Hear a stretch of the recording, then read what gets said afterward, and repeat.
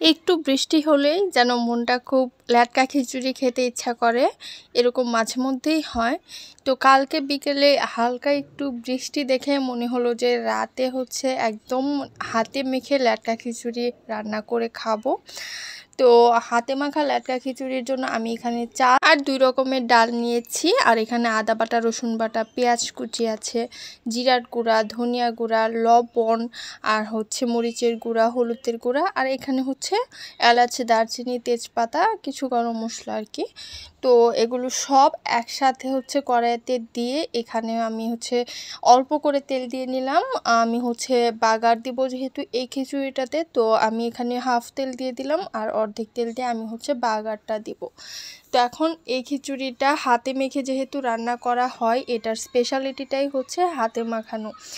তো আমার এটা হাতে মাখার সময় মনের মধ্যে যত দুঃখ, কষ্ট, রাগ, অভিমান যত কিছু আছে সব কিছু দিয়ে এই খিচুড়ির চালগুলোকে আমি মেখে নিচ্ছি, কারণ খিচুড়িটা একটা ইমোশনের ব্যাপার থাকে এটার মধ্যে আমাদের।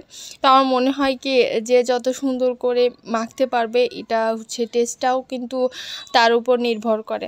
এখন অনেকগুলা পানি দিয়ে দিলাম, প্রায় কড়াই ভর্তি করে। পানির কোনো মাপ নাই, যত পানি দিবেন ততই ল্যাটকা হবে। যাই হোক, এখানে ঢেকে দিয়েছিলাম, বলক আসার পর একটু নেড়ে চেড়ে দিলাম, আবার ঢাকা দিয়ে রাখবো। এটা মিডিয়াম আঁচে রান্না করলেই হয়। তো প্রথমে বলক আসা পর্যন্ত একটু হাই হিটে রান্না করে বলক যখন চলে আসবে তখন চুলার আঁচটা মিডিয়াম করে দিলেই রান্নাটা খুব সুন্দরভাবে আস্তে আস্তে হয়ে যায়। তো শেষ পর্যায়ে যখন চাল ডাল সব কিছু খিচুড়িটা কমপ্লিট, তখন আমি কয়েকটা কাঁচা মরিচ দিলাম, জাস্ট এটা ফ্লেভারের জন্য। আর দেখেন আমার খিচুড়িটা কিন্তু খুব সুন্দর ল্যাটকা খিচুড়ি হয়েছে। এখন চলে যাব আমার মোস্ট ফেভারেট বাগারের পালা। বাগারের জন্য আমি এখানে কালো জিরা আর আস্ত জিরা দিয়ে দিলাম, আর এখন দিয়ে দিচ্ছি পেঁয়াজ কুচি আর রসুন কুচি। এটা খুব সুন্দর করে ভেজে নিব, ব্রাউন কালার করে, খুব সুন্দর করে ফ্লেভার আসবে এই বাগারটা দেওয়ার কারণে খিচুড়িটাতে। আর এখন এটাকে খিচুড়ির উপর দিয়ে দিব। এই যে একটা স্মেল আসে আর এই বাগারের যে সাউন্ড, এটা আমার কাছে কি যে ভালো লাগে আমি বলে বোঝাতে পারবো না।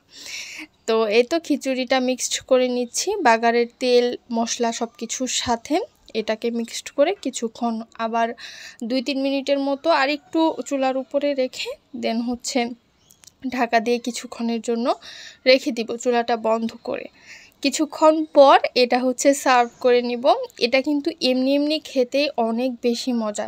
এই খিচুড়িটা কিন্তু মানে ল্যাটকা হয়, সব চাল ডাল সহ সব কিছুই মানে এত সুন্দরভাবে প্রপারলি সিদ্ধ হয় যে এটাকে কিন্তু এমনি এমনি খেতে অনেক বেশি মজা লাগে। সাথে যদি ভর্তা থাকে তাহলে তো কোনো কথাই নেই। আজকে বাসায় একটু গরু মাংস রান্না করা আছে ভুনা করে, তো সেটা দিয়েই আমি আজকের খিচুড়িটা খাবো।